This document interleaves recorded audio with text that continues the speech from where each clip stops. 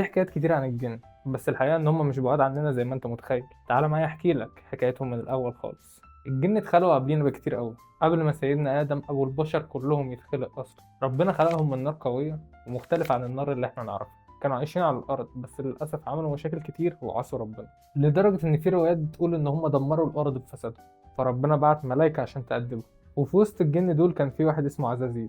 عزازيل ده ما كانش جن عادي، ده كان متعبد لربنا لدرجة إن هو اترفع لمرتبة عالية أوي جدا وسط الملائكة. عشان كده العقاب لما نزل على الجن اللي عصى ربنا، عزازيل نجا منه. بعد كل ده لما ربنا أمر الجن والملائكة يسجدوا لسيدنا آدم، عزازيل رفض واستكبر وما سجدش. من هنا بقى اسمه إبليس، واتطرد من رحمة ربنا بسبب عصيانه ده. بس حكايتنا النهاردة مش عن إبليس، حكايتنا النهاردة عن عالم الجن. ناس كتير فاكرة إن عالم الجن ده حاجة تانية خالص، بس الحقيقة إن عالمهم ده شبه عالمنا بالظبط. عندهم كل حاجة زينا، بيوت، أسواق، أكل وشرب، شغل، بيتجوزوا ويخلفوا. الفرق الوحيد اللي بيننا هم مخلوقين من نار وإحنا مخلوقين من طين، وإنهم بيقدروا يشوفونا وإحنا ما بنشوفهمش. الجن دول كمان فيهم الكويس وفيهم الوحش. في الجن المسلم اللي بيؤمن بربنا وبيعبده، دول ما بيأذوش حد، وكمان ممكن يكونوا بيساعدوا الناس من غير ما نعرف، أو بيكونوا بيحافظوا على أماكن معينة. وفي الجن الكافر اللي هم بيعصوا أوامر ربنا وبيأذوا الناس، ودول اللي إحنا دايما بنسمع عنهم حكايات الأذية والسحر. الجن دول بردك فيهم اللي بيتبع ديانات تانية زي اليهودية والمسيحية، وفيهم الوثنيين يعني زي البشر بالظبط.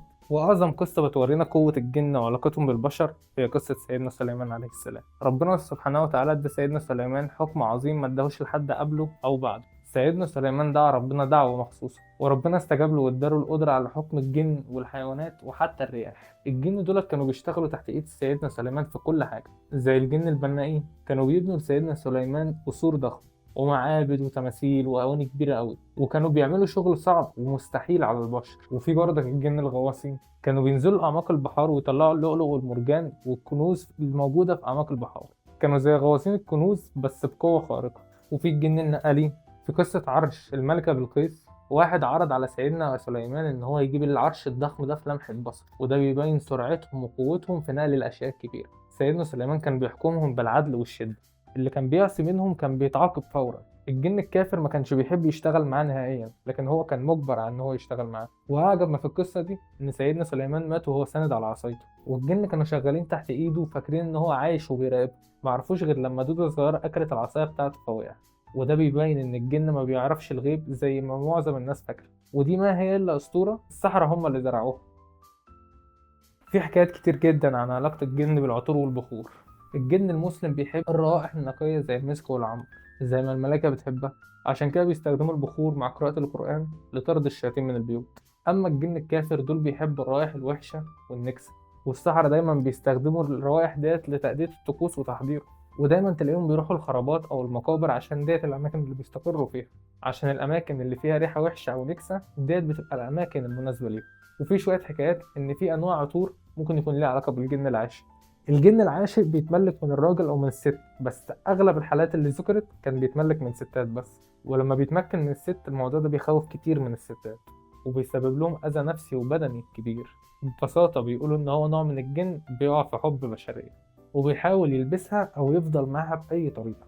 إزاي بقى بيجي الجن العاشق بالظبط؟ بسبب عدم التحصين والذكر. الإنسان بشكل عام والست اللي مش بتحافظ على أذكار الصباح والمساء أو أذكار الدخول للحمام، أو بالذات اللي بتتعرى قدام المراية كتير، أو اللي بتلبس قليل من غير ما تكون محصنة نفسها، الجن ممكن يشوفها ويعجب بيها، خاصة لو كانت جميلة، وهنا بيبدأ يقرب منها. الأماكن دي بالذات وبالأخص الحمام بتكون من الأماكن اللي الجن بيحب يكون فيها.